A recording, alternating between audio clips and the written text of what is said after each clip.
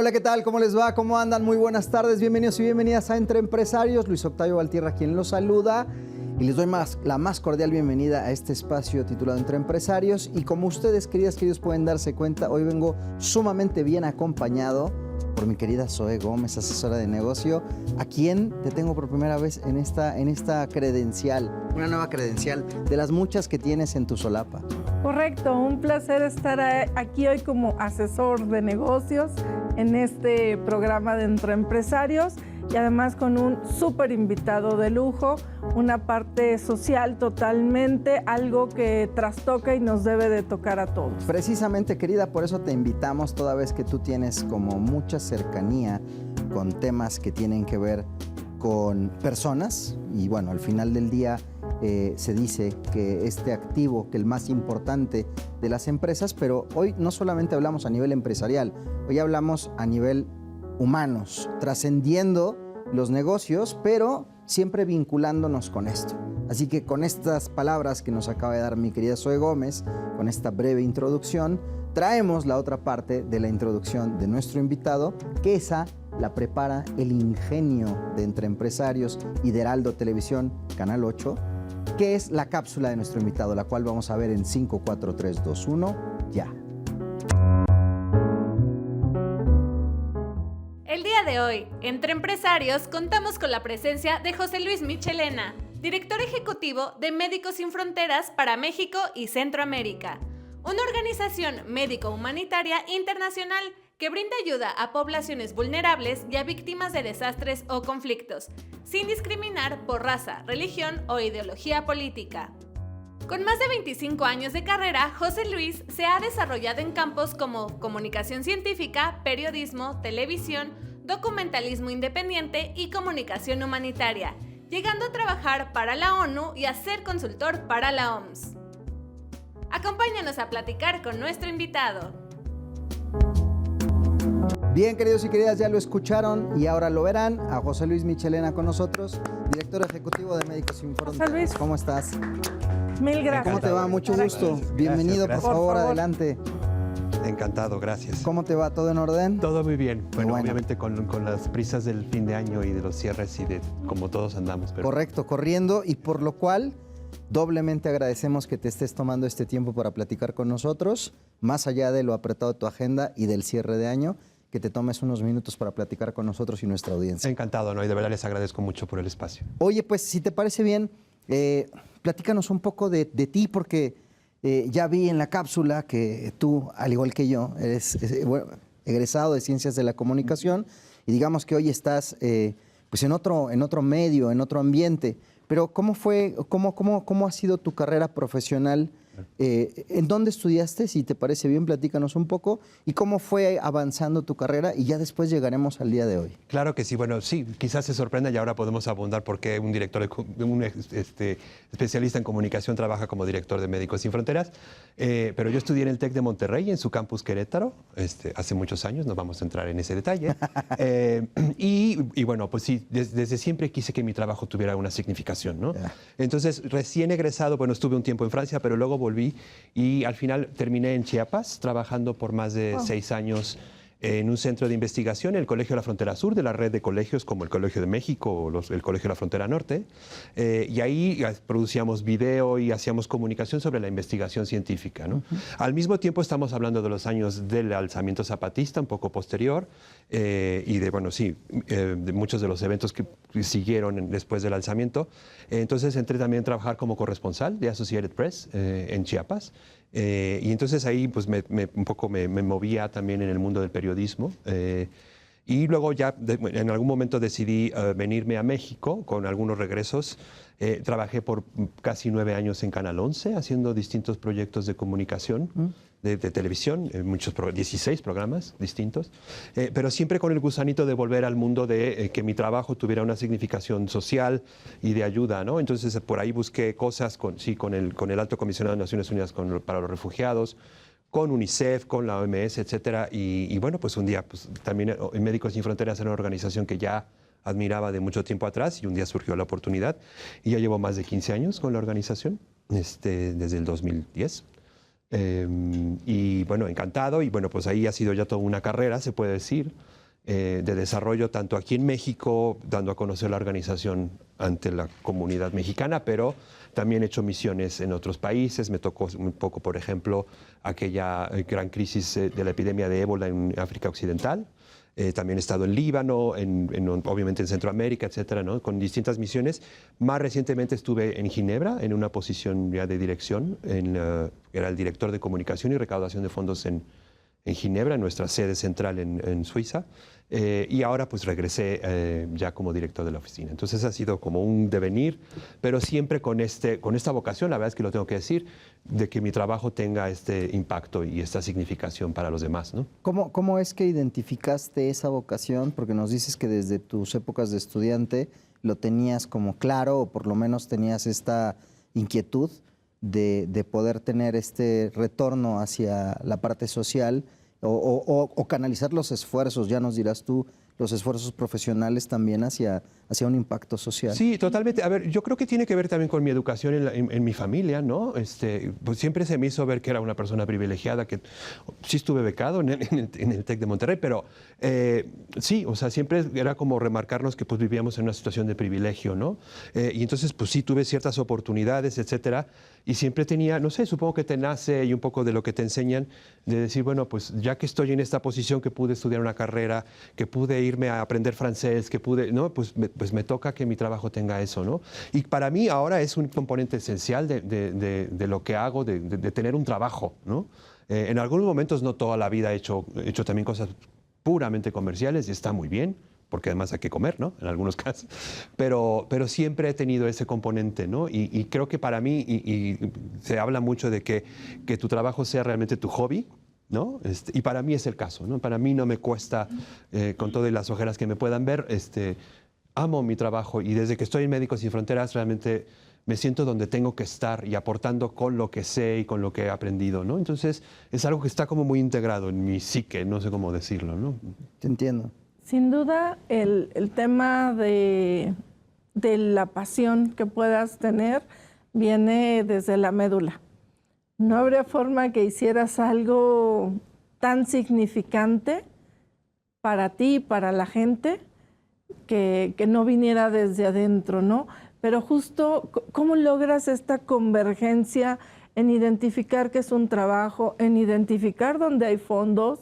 Porque necesidad hay mucha, y en todos los segmentos. Señalaste el ébola, señalas Chiapas, señalas Beirut, Centroamérica, o sea, son comunidades, son sociedades profundamente laceradas, y dónde queda el equilibrio y la persona, cómo conserva ese eje. Pues mira, yo creo que, y es un poco lo que hacemos en Médicos Sin Fronteras, el eje son las personas a las que atendemos, ¿no? Ahí es donde decimos, nosotros queremos hacer más y más y más, ¿no? Porque como vemos en los momentos actuales de la humanidad, pues estamos en una situación que podría decir crítica, tanto en términos obviamente, de conflictos armados, pero también de desplazamiento y refugio. Estamos en números récords, por ejemplo, desde la Segunda Guerra Mundial. Y bueno, está incluso también los efectos del cambio climático, que están generando muchos efectos. Entonces, digamos, como organización, pero también yo como individuo, es siempre decir qué más podemos hacer, ¿no? Y cómo podemos lograr hacer más, ¿no? Entonces, por eso, pues la organización obviamente ya tiene toda una estructura para recaudar, ¿no? Y para acercarse a los donantes, a las fundaciones, a las corporaciones, a las empresas, y obviamente hay que decir, con un discurso muy sustanciado, ¿no? Muy claro de qué es lo que vamos a hacer, qué es lo que no vamos a hacer, porque tenemos un marco de acción, ¿no? Y sobre todo también un tema de transparencia muy importante, ¿no? Médicos Sin Fronteras es quizás una de las organizaciones más transparentes. Y entonces ya, digamos que yo cuando entro a Médicos Sin Fronteras, pues me integro ya a un mecanismo que ya está bastante bien estructurado y que incluso en estos 15 años se ha ido perfeccionando todavía más. 15 años en México. Y en el mundo, yo por ejemplo, no, la organización tiene 50 años. Por eso. Pero yo desde que entré hace 15 años, pues ya llegué y obviamente ya, pues ahí te explican cómo se hacen las cosas, obviamente desde el lado operacional, y luego pues también de la parte de comunicación o de recaudación, ¿no? Y ahí te integras y aprendes cómo es la maquinaria, porque es una maquinaria, ¿no? ¿Qué te parece si entonces, y ya enfocando la conversación para hablar un poco más a fondo de Médicos Sin Fronteras, platícanos cuál es el core, cómo nace Claro. Y cuándo nace, y de ahí damos página entonces a México, ¿te parece? Claro que sí. ¿Cuándo Pues, nace? A ver, Médicos Sin Fronteras nace en 1971 en París, pero nace de un grupo de personas que eran médicos que habían estado, quizás, yo creo que nos tocó crecer con la gran hambruna de Biafra, que es una región de Nigeria, que se trataba de una hambruna que fue producto de un desplazamiento forzado por parte del gobierno. Entonces, digamos que era una hambruna de carácter artificial, ¿no? de origen humano, ¿no? Y bueno, ellos decían, yo quiero decirle esto al mundo, porque sí, está bien que podamos atender a todas estas personas, pero también el mundo tiene que saber por qué estas personas están en esta condición, ¿no? Que es producto de cuestiones políticas y de intereses económicos, etcétera, ¿no? Entonces deciden juntarse con un grupo de periodistas, y por eso me ven aquí, que fundan una organización que tiene este doble mandato. Por un lado, obviamente el principal es llevar la atención médica humanitaria a las personas, pero también hablar públicamente y dar testimonio de lo que vemos en el terreno. Y obviamente para llamar a las autoridades a asumir responsabilidades, etcétera, ¿no? Entonces, por eso Médicos Sin Fronteras pues, tiene una tradición pues, bastante contestataria. Obviamente siempre lo que decimos, lo decimos con datos médicos. Y siempre uso el ejemplo de que si en Congo, que por cierto está sucediendo de nuevo ahora, hay un elevado número de víctimas de violencia sexual y hay un conflicto armado, se puede decir que la violencia sexual se está usando como arma de guerra, ¿no? Entonces, pero siempre hay un dato médico detrás para hablar públicamente, ¿no? Y entonces, bueno, funciona así, ya es la organización médico-humanitaria más grande del mundo. Trabajamos en más de 75 países con más de 65,000 colaboradores de distintas profesiones, no solo médicos. ¿Cuántos médicos son? Pues mira, es difícil tener la cifra exacta, pero digamos, de esos 65,000, aproximadamente el 42% es personal sanitario, que pueden ser médicos, pueden ser enfermeros, psicólogos, etcétera, ¿no? Pero pues obviamente para llevar a cabo todos esos proyectos se requieren logistas, administradores, comunicadores, expertos en agua y saneamiento, ingenieros. Ahora pues obviamente, no sé, incluso tenemos proyectos para hacer prótesis en 3D, con impresión 3D. Entonces hay ingenieros biotecnólogos, o sea, hay un abanico gigantesco de profesiones. Claro, ¿no? Sí. Claro. Y bueno, pues en este momento pues estamos, y se puede decir que Médicos Sin Fronteras ha estado presente en todas las crisis humanitarias de los últimos 50 años y actualmente, pues como vemos, hay muchas. Pues, obviamente quizás lo primero que pensemos es Gaza o Líbano, pero también está la situación en Sudán, que es terrible. De hecho, es ahora la crisis humanitaria más importante del mundo, más grave en términos del número de personas que está afectando, pero también en Yemen, pero también en Ucrania. Y aquí en México, por ejemplo, pues en este momento estamos muy enfocados a atender a la población migrante. La parte migratoria. En casi, digamos, se puede decir en el norte, en el centro y en el todo el cinturón, sur. Sí. Aquí en la Ciudad de México también tenemos un centro de atención para personas migrantes o mexicanas que han sido víctimas de tortura o de tratos degradantes, secuestros y cosas que requieren una atención más prolongada y más integral, porque son personas que incluso tienen alguna consecuencia física producto de la tortura y obviamente pues tratamiento a veces psiquiátrico, a veces de trabajo social, etcétera.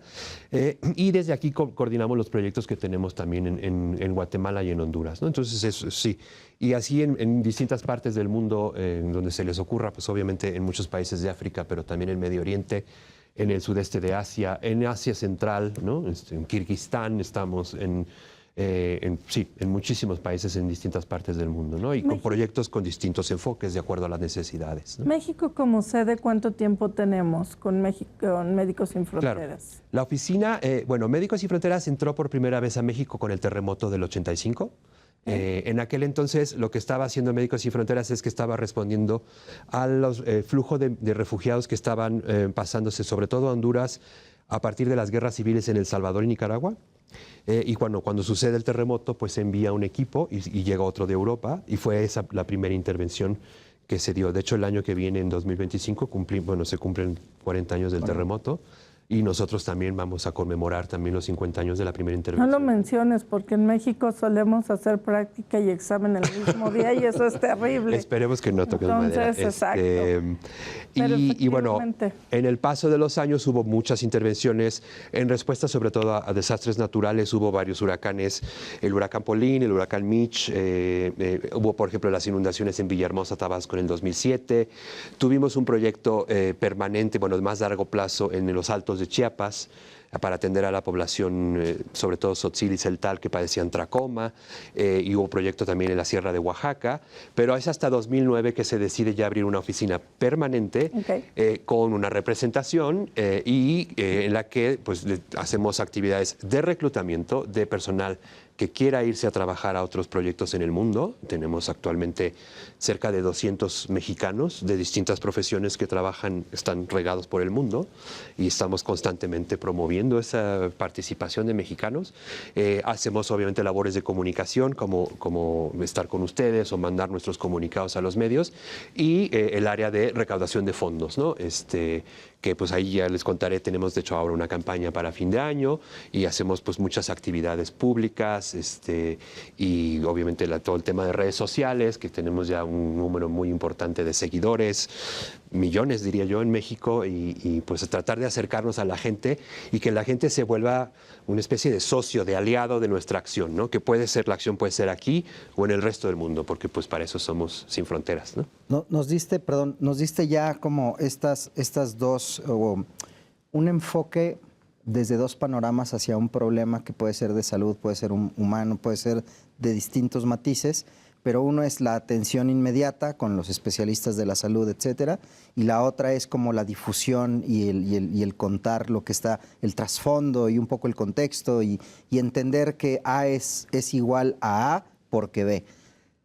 Sobre estas bases, Médicos Sin Fronteras tiene alguna especie de mantra, alguna especie digamos, de ejes rectores, como nos regimos por estos 4 conceptos, 2 conceptos, un concepto. Platícanos de esto. Claro que sí, y lo mencionaban en la cápsula. Nosotros, porque bueno, hay que decir que la organización antecede a todo esto que ahora en todas las corporaciones vemos como la misión, visión y valores, ¿no? Que es un poco un desarrollo corporativo de los 80s, ¿no? Correcto. Pero nosotros tenemos lo que nosotros llamamos una carta magna, ¿no? Y una serie de valores, ¿no? Que rigen nuestra acción en todo sentido, ¿no? Obviamente, y lo decían ahí en la cápsula, se habla de que ofrecemos atención basados en la ética médica universal. Esto quiere decir que los pacientes y la atención está basada solo en las necesidades médicas, con lo cual no hay ningún tipo de discriminación por la posición política del paciente, ni por la religión, ni por la nacionalidad, ni por el género, etcétera. Bueno, obviamente tenemos estos valores de independencia, imparcialidad, humanidad, etcétera, que son también lo que rige nuestra acción y que de alguna manera además se integran mucho a la forma en que trabajamos, por ejemplo, en términos de la recaudación, ¿no? El 98% de nuestros fondos vienen del sector privado, ¿no? Principalmente de más de 7 millones de donantes en todo el mundo, pero también de corporaciones, de fundaciones.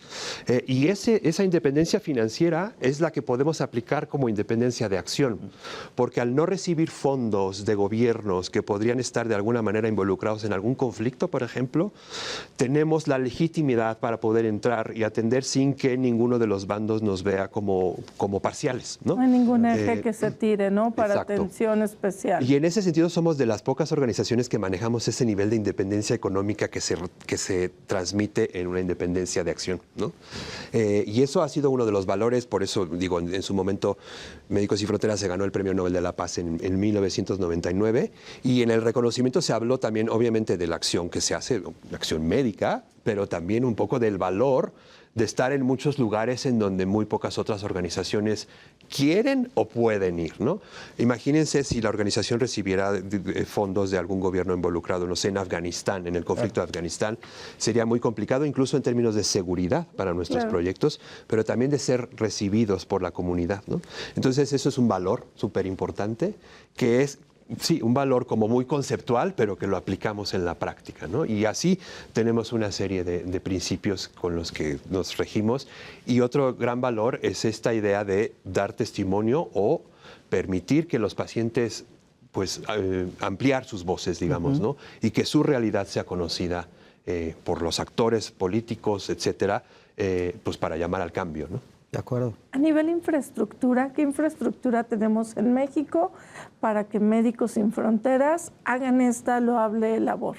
Pues mira, obviamente tenemos nuestras oficinas y tenemos distintas bases que tratamos de que sean lo más móviles posibles, o que podamos de alguna manera, porque por ejemplo en el caso de la respuesta a las necesidades de la población migrante, pues los flujos, como sabemos, cambian constantemente, ¿no? Entonces, por ejemplo, ahora estamos basados en Tapachula, en Coatzacoalcos, en la zona de Palenque, etcétera, y en Juchitán recientemente, pero ya nos movimos, ¿no? Aquí en Ciudad de México, y ahora, por ejemplo, pues estamos en Reynosa, en el norte, en la frontera, pero estamos viendo de otros puntos de la frontera también, pues por los distintos cambios de flujo, ¿no? Entonces, eso digamos, porque ahí tienes que tener, pues sí, donde pagar la nómina y donde los equipos se reúnan, entonces tenemos estas bases, pero nos manejamos mucho con unidades móviles, por ejemplo, y cuando hay respuestas de emergencia, como pudo haber sido con el huracán Otis recientemente, pues obviamente lo que se hace es mandar primero un equipo de avanzada para evaluar necesidades, determinar en dónde podemos tener un valor añadido, que haya un hueco en la respuesta de las autoridades o de la capacidad local, y entonces pues ya una vez que se determina después de un primer análisis que no sé, en el caso de Otis fue, sí, distribución de kits para las personas afectadas, pero también abrir espacios para ofrecer servicios de salud mental, pero también responder a los brotes de dengue que vinieron después, obviamente, de las inundaciones por el huracán. Entonces se llama ya todo digamos, el ejército, ¿no? de personas, pero ya en función de un análisis de cuáles son las necesidades, y pues no te vas a traer un cirujano cuando realmente el tema es dengue, ¿no? Entonces hay que tener como muy claro qué tipo de respuesta para cada situación. Muy focal en cada caso. Mandas a tus investigadores de campo para que dimensionen el problema, exacto, para que establezcan cuál es la estrategia, y entonces ya digamos que todo el equipo, todo el ejército manda los recursos que se necesitan para poder dar esa atención especial. Le llamamos misión exploratoria o de exploración, ¿no? Entonces, porque a veces, sí, llegas y no nada más vienes a preguntar, también la gente quiere ayuda, ¿no? Entonces, a veces hay que decir, se llama exploración, porque vaya un médico de primera instancia, ¿no? Porque, pues sí, nada más a entrevistar gente sin ofrecerles ayuda, a veces eso ya puede resultar pues un rechazo de la comunidad, ¿no? Nada más me vino a interrogar, pero no me ofreció ayuda, ¿no? Entonces se hace también como a veces con ese ángulo, ¿no? Decías, y tengo como varios pilares de preguntas. Uno que tiene que ver con la parte del voluntariado, de la gente que se anota para participar con ustedes.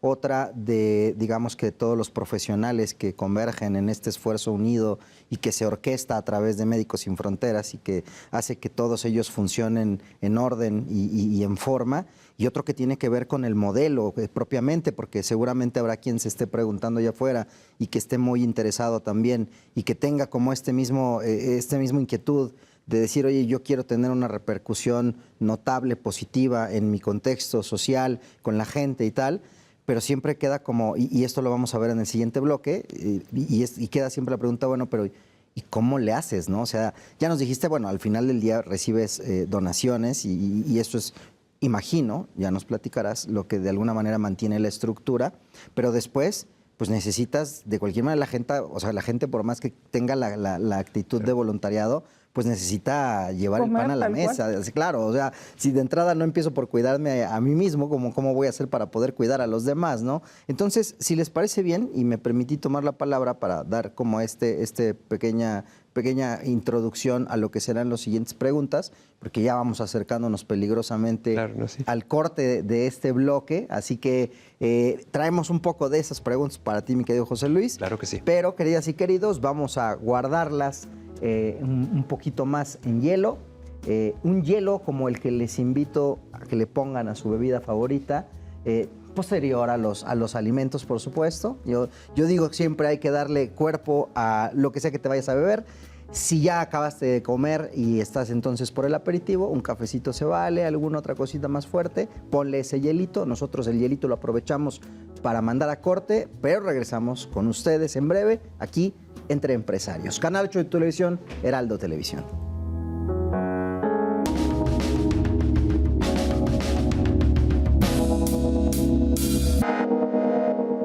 Asesórate. Asesórate. Asesórate. Asesórate. Asesórate. Asesórate. Asesórate. Asesórate. Asesórate. Asesórate. No nos cansaremos de decírtelo. Asesórate. Garrido Licona. Asesoría fiscal, legal, financiera y de negocios. Visítanos en garridolicona.com. El outsourcing no es indebido y no ha desaparecido. Hoy se le conoce como servicios especializados. Lo que es indebido es que tú o tus proveedores no estén correctamente registrados ante la autoridad y no cumplan con los requisitos establecidos. Esto puede traerte consecuencias fiscales, legales e incluso penales. Evita riesgos innecesarios. Contáctanos. GL Working. Working for you. www.glworking.com. Para hacer negocio hay que generar confianza. En GL Auditoría analizamos y nos aseguramos que la información financiera de tu empresa genere confianza y tranquilidad para tus clientes, socios, autoridades e instituciones financieras, entre otros. GL Auditoría. Preservamos tu patrimonio. www.glauditoria.com.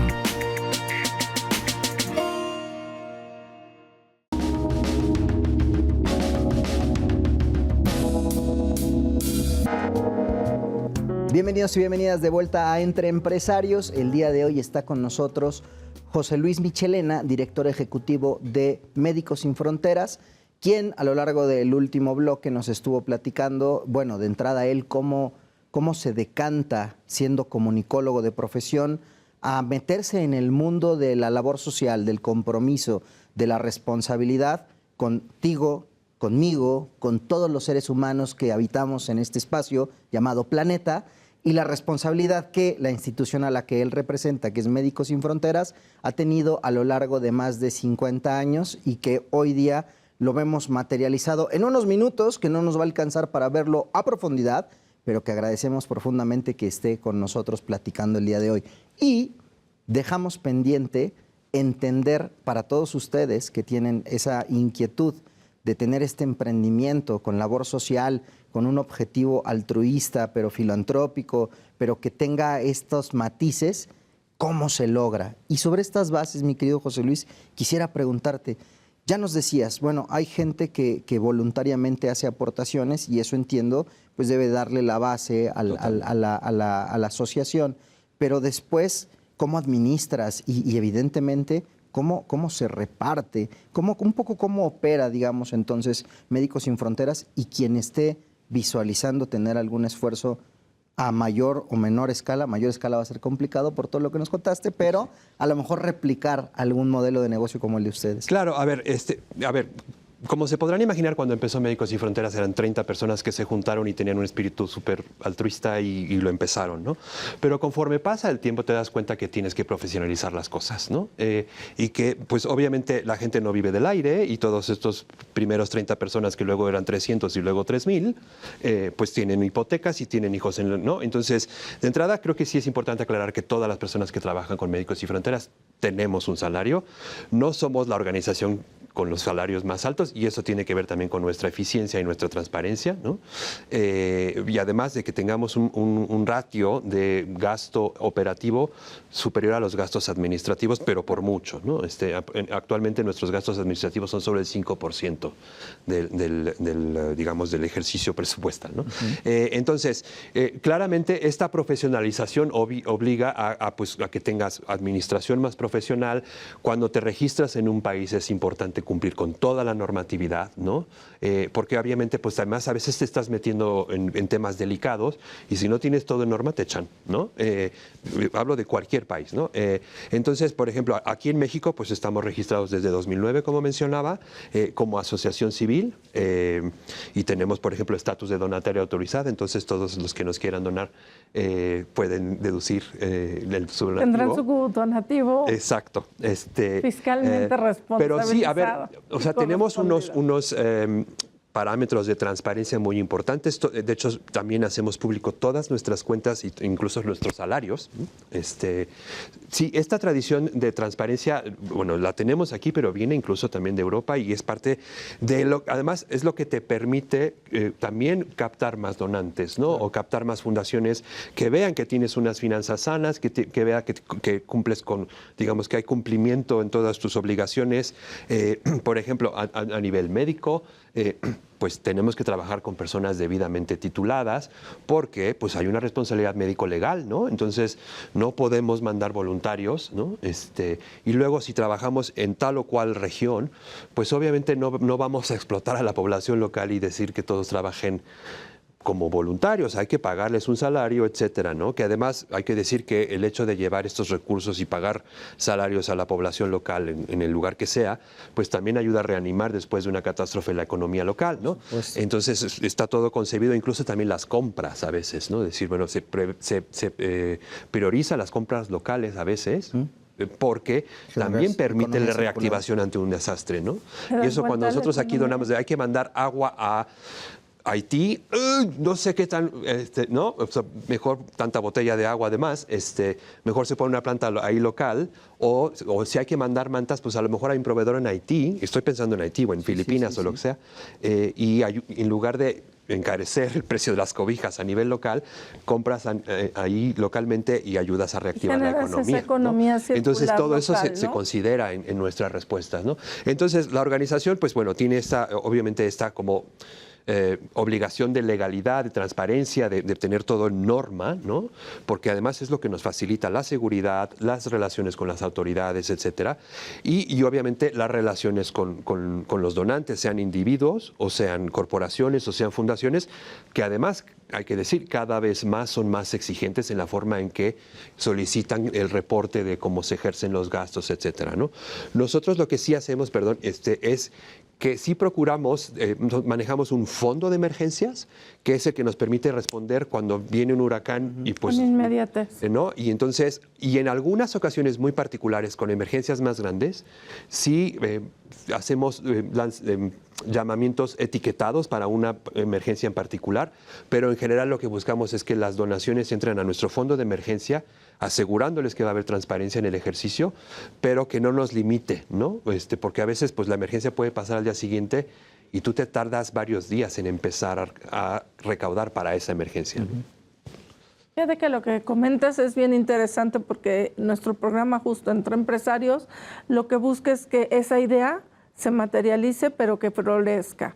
Y lo que hacen es esa parte corporativa, creo que muy bien entendida, y esa convivencia. Lo señalabas al principio, no tenemos fondos gubernamentales porque eso limita, ¿no? la acción con independencia. Por tanto, y además son críticos de la situación y bastante duros.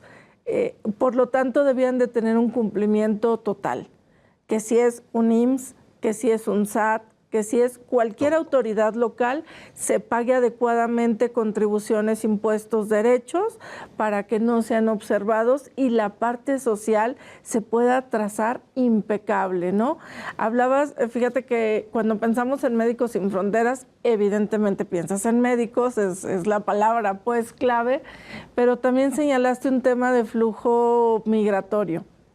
Y eso me pareció bien interesante porque cuando piensas en migrantes y más allá de la trata y toda la parte humana que pudiera haber ahí sensible, delicada en temas físicos, emocionales, tienes una parte, y lo comentábamos al inicio, oye, cuando una persona llega, no tiene papeles, aún siendo nacional, toda esa ayuda también se da a través de Médicos Sin Fronteras. No específicamente la parte legal y tal, pero sí lo que hacemos es que nuestro primer mandato es siempre médico y las personas migrantes vienen en muchas ocasiones con muchas necesidades médicas, producto del viaje, producto de las inclemencias del clima, de la ruta, o a veces con enfermedades crónicas, o incluso pues, si son objeto de secuestros, de violencia sexual, que está sucediendo mucho. Entonces hay un componente médico muy fuerte en nuestra atención a la población migrante, ¿no? De hecho, pues sí ponemos nuestros consultorios y damos consulta, ¿no? Vienen niños con gripe, con problemas gastrointestinales, mayores con diabetes, lo que se les ocurra, ¿no? Hay una importante necesidad médica. Pero por otro lado, pues obviamente hay toda una parte que tiene que ver con el trabajo social, porque la gente obviamente no sabe a quién recurrir en términos de con quién puedo ir para tramitar mi visa humanitaria, etcétera, ese tipo de cosas. Y entonces hacemos la conexión tanto con las autoridades como con otras organizaciones cuyo foco es más quizás administrativo, más en términos de protección, por ejemplo, y referimos, ¿no? Pero un poco también es ofrecer, hay un concepto que también maneja el Comité Internacional de la Cruz Roja, que es la información como ayuda, ¿no? Porque muchas veces lo único que necesitas es informarte y enterar y entender, ¿no? Y si vienes de Haití sin hablar español, porque ahora vienen de Afganistán, pues necesitas incluso también el hecho de que haya gente que hable tu idioma y que te pueda un poco traducir el sistema, etcétera, ¿no? Entonces, de hecho, somos parte de un ecosistema completo. Sí, exacto, ¿no? En el que referimos al Alto Comisionado de Naciones Unidas, a la Organización Internacional de las Migraciones, etcétera, ¿no? A los hospitales locales, si es, por ejemplo, un tratamiento más complicado, entonces hacemos también la gestión para que se les atienda. A muchos migrantes les da miedo acudir a los hospitales porque piensan que ahí los van a deportar, etcétera, ¿no? Entonces hacemos también la gestión y el acompañamiento, ¿no? Entonces sí, las necesidades de esta población son gigantescas y son de todas las ramas que se te pueda hacer. Y eso los deja más visibles y más vulnerables con las autoridades de cualquier país o estado, sin duda, que conlleva obviamente al cumplimiento. Como bien lo señalabas, hoy eran 30 médicos que tuvieron la buena fe de hacer algo por la humanidad, que en este tema era una hambruna importante. ¿Y cómo te mueves de una buena idea a una corporación? Y la profesionalizas, sí, definitivamente, ¿no? Uno de los aspectos, por ejemplo, que se ha profesionalizado mucho es que Médicos Sin Fronteras trabaja mucho a partir de kits que tiene prearmados, digamos, de alguna manera en diversos puntos alrededor del mundo. Entonces, digo, sí, es un ejemplo que es como el más llamativo, pero es kit de quirófano, porque sabemos que en Yemen, por decir algo, o en Gaza, tenemos que montar quirófanos inflables. Y es un contenedor grande o una caja gigante en el que vienen las lámparas, el instrumental, la planta de tratamiento de agua, etcétera, y se infla un quirófano, ¿no?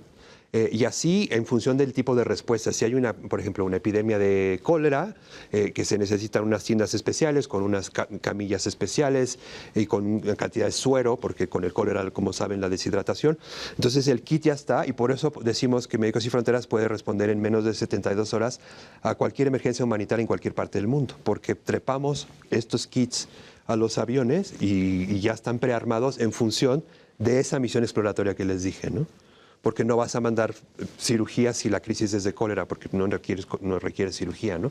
Entonces hay que tener ese primer acercamiento para saber cuáles son las necesidades y ya está como muy sistematizado y es muy impresionante. Yo lo he visto y de pronto se infla un quirófano que es aséptico por dentro, ¿no? Y que ya sea todo el instrumental y las lámparas y todo listo para responder, ¿no? Entonces es espectacular y es muy profesionalizado, ¿no? Y dentro de todos estos activos, imagino que, bueno, los van adquiriendo como parte de este presupuesto que van aplicando. Y me llama la atención porque nos decías, como en el proceso de profesionalización, sin lugar a dudas, entra la gobernanza, mucho más cuando tienes un recurso que viene por una parte que es un donante, pues evidentemente tienes que hacer una exploración para saber el origen de ese recurso, para que también no pueda prestar en este caso tu ONG, tú haces el modelo que tengas, no sea un trampolín para una actividad ilícita que canaliza recurso a través de ti, por más de que sea con un bien positivo, pero la historia que puede traer atrás ese recurso, que este es un detalle que permanentemente se ha comentado en este espacio, cuando hablamos en materia de prevención del lavado de dinero y también de combatir el terrorismo, de cómo algunos medios son utilizados con dolo por parte de esta gente que tiene las actividades ilícitas para pues de alguna manera darle la vuelta a estos recursos. Entonces, nuevamente haciendo este guiño a quien tenga el emprendimiento en la cabeza por hacer una labor social, que no pierda del radar, no nada más es aceptar por aceptar. El proceso de profesionalización es que el que está buscándome para canalizar sus recursos tenga plena confianza en la institución en la que está cayendo o con la que está proyectando, y al revés igual.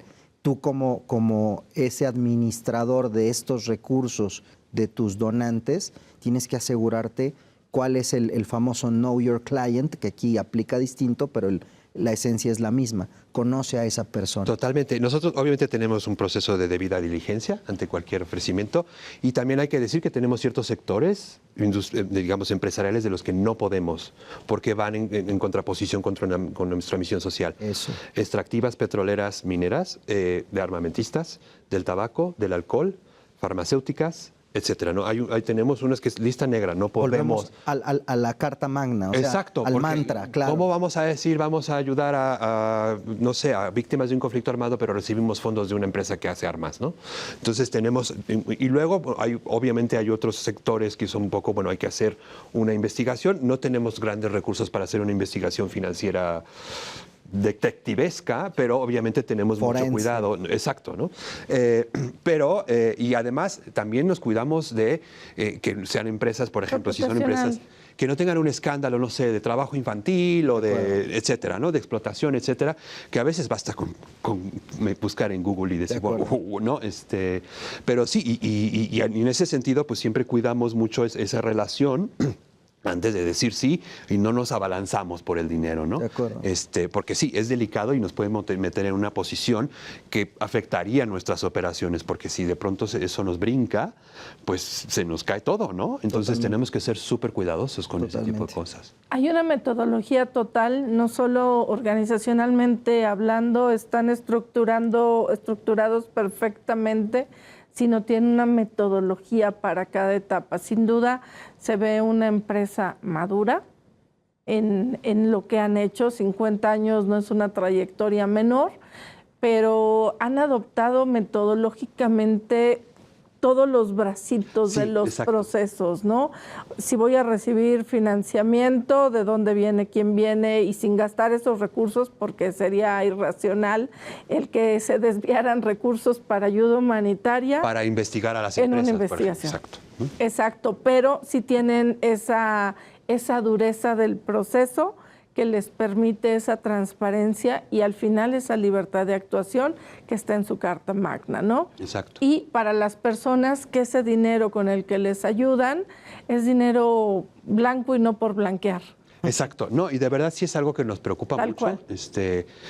porque obviamente pues está más extendido, se puede decir. Totalmente. Entonces a veces es un poco, wow, esto qué pasa, y hay que esperen. Obviamente los chicos que se dedican en el área de fundraising, pues inmediatamente se emocionan pero dices, vamos a... Hold your horses. Sí, ¿no? Porque pues sí, obviamente el cuidado, y es de verdad, insisto, y yo se los insisto mucho a los chicos, una decisión equivocada en ese sentido puede tener una consecuencia de seguridad o de capacidad operativa tanto aquí en México como ¿no? Porque de pronto nos vemos involucrados en una situación que no nos conviene, ¿no? Entonces, sí es un tema que cuidamos muchísimo también. Y voy a otra de mis preguntas. Me imagino que también con el paso de los años, la pluralidad disciplinaria de la que se han ido llenando, pues ha permitido que los profesionales de diferentes materias le den ese plus de profesionalización a las diferentes áreas que conforman la organización. Pero el voluntariado, me interesa mucho conocer tu feeling respecto a la gente que alza la mano y se integra con ustedes. ¿Qué proceso tienen que llevar? Porque seguramente hoy ya mucha gente está interesada en acercarse contigo. Mira, no tenemos, digamos, per se programas de voluntariado para nuestras actividades médicas, porque sería prácticamente irresponsable e ilegal, ¿no? Sí, por ejemplo, y yo en años anteriores, porque antes de estar en esta posición estuve en otra posición aquí en esta oficina, hacíamos labores, digamos, convocábamos voluntarios para, por ejemplo, hice una exhibición gigantesca de 5 toneladas que llevamos por varios países, por varias ciudades, y entonces pedí ayuda para que nos ayudaran a montar la exhibición y hacer era guiada, ¿no? Entonces hay actividades de difusión para las que sí convocamos voluntarios. Sin embargo, y nos pasa mucho, y creo que ahí también es como cambiar el para chip. Para su actividad core. Exacto, porque la actividad core, además, no sé, imagínense que hay una catástrofe en Mozambique, estoy inventando, y entonces, ¿cuánto no te cuesta llevar un voluntario que realmente no tiene no tiene una certificación médica, sino yo quiero ayudar, ok, ¿y por qué no lo voy a buscar en Mozambique mismo y no le tengo que pagar el avión? Sí, sí. ¿No? Entonces la gente dice, llévenme. Pues sí, pero es que, pues, ¿para qué te llevo si también localmente puedo encontrar voluntarios que además pueden ser actores de su propia recuperación, ¿no? Entonces es un poco invasivo, digamos, incluso pensar en llevar voluntarios a otro país, etcétera, cuando ahí mismo la comunidad quiere ser partícipe de su recuperación, por ejemplo, ¿no? Lo que llevamos es lo que por alguna razón no existe en el lugar, ¿no? Pero manos hay en los lugares, ¿no? Y gente que quiera trabajar y a la que le podemos pagar un salario y entonces se va a recuperar más rápido. Entonces, quizás está muy bonito esta idea de, sí, me voy a Angola, pero ¿qué tan útil es para nosotros? ¿Qué tan caro es para nosotros? Oye, pero Angola te pidió, ya tienes una carta de la señora Angola que dijo, quiero que fulano venga conmigo.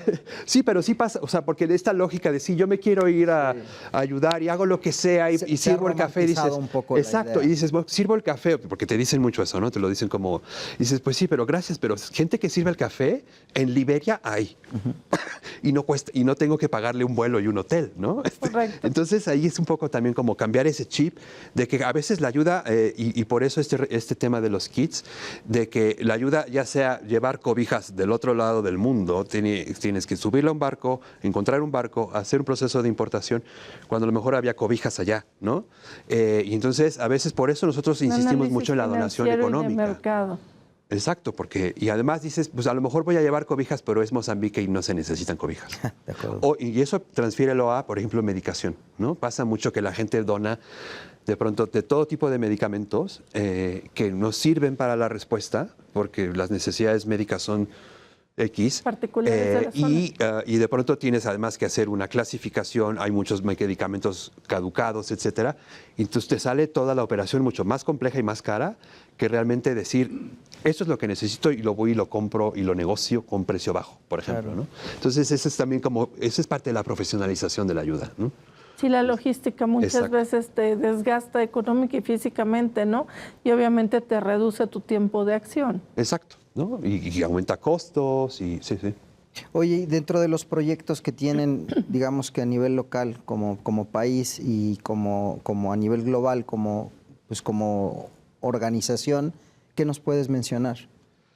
Hombre, pues aquí, digo, uno de los énfasis es la población inmigrante en México, pero obviamente también hemos tenido muchos distintos tipos de respuesta, incluso en la Sierra de Guerrero, este proyecto que tenemos aquí en Ciudad de México para las víctimas de tortura, y bueno, sí, en muchos estados hemos tenido presencia en distintos puntos, en distintos momentos, ¿no?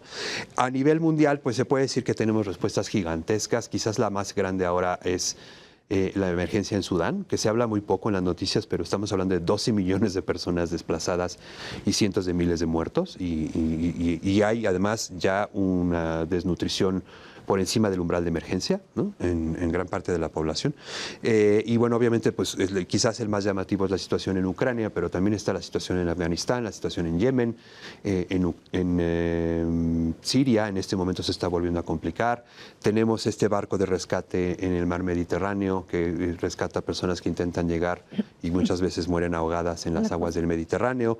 Y estamos en la República Democrática del Congo, en Sudán del Sur. Entonces es un abanico de proyectos que abarcan desde países donde hay mucha prevalencia de VIH, pero también obviamente hay estos picos de meningitis en niños, malnutrición en República Centroafricana, en Níger, en Chad.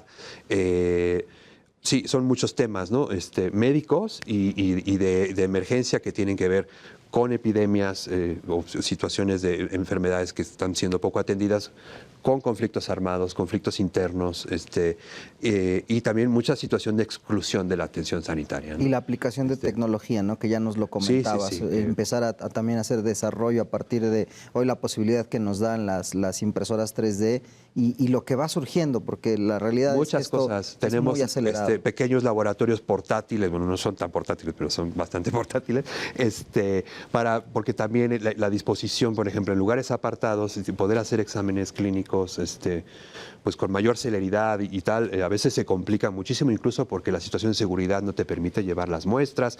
Entonces hay equipos que desarrollan distintos desarrollos tecnológicos para facilitar. Obviamente estamos también ya tratando tratando de hacer esta política de do no harm en términos de desechos de productos médicos. Tenemos, de hecho, un objetivo de reducir nuestras emisiones como organización, vinculado al do no harm, y incluso, pues, obviamente, poner celdas solares en nuestros hospitales. Ya tenemos, esta semana anunciamos un nuevo hospital en Nigeria completamente abastecido por energía solar. Entonces, hay muchos desarrollos por todos lados que obviamente pues es un poco también ofrecer más y también hacer menos daño, ¿no? Porque, Oye, pues, las políticas ESG que creo que rigen a todas las organizaciones, sin duda las están adoptando ustedes, aunque tengan un fin profundamente social, ¿no? No, exactamente. Y eso es un poco también lo que nos da como esta legitimidad y este prestigio, que, pues, y que tiene que ver también con la variedad de perfiles que hemos integrado a nuestros equipos, que quieras que no, pues uno está como constantemente en el trabajo, en la respuesta, y pues a veces dices, bueno, vamos a abrir una posición para un ingeniero, etcétera, y te viene con una idea y dices, esto es buenísimo y lo vamos a empezar a incorporar en nuestras operaciones y en nuestro trabajo, ¿no? Qué triste que el tiempo nos traicione. Rápidamente, quiero hacerte una pregunta y esta es personal. Siempre la hacemos con nuestros invitados. Le llamamos el ping-pong de negocios. Solo nos da chance de esta. Si tuviéramos que definir en una palabra o en un concepto a José Luis, esa palabra sería... Empatía. Empatía. Me encanta. Muy bonito. Muy bonita definición. Mi querido José Luis, muchísimas gracias Encantado. por habernos acompañado el día de hoy. Soy Un placer. querida. José Queridos, Luis. a ustedes, por Un supuesto, placer. que nos hacen el favor de sintonizarnos cada lunes en este espacio que se titula Entre Empresarios, transmitido por Heraldo Televisión, Canal 8. Nos vemos la próxima semana con la promesa de traer en esta silla a nuevos referentes en nuestro país y en el mundo para que los conozcan y escuchen su historia entre empresarios. Beso grande, chau, bye.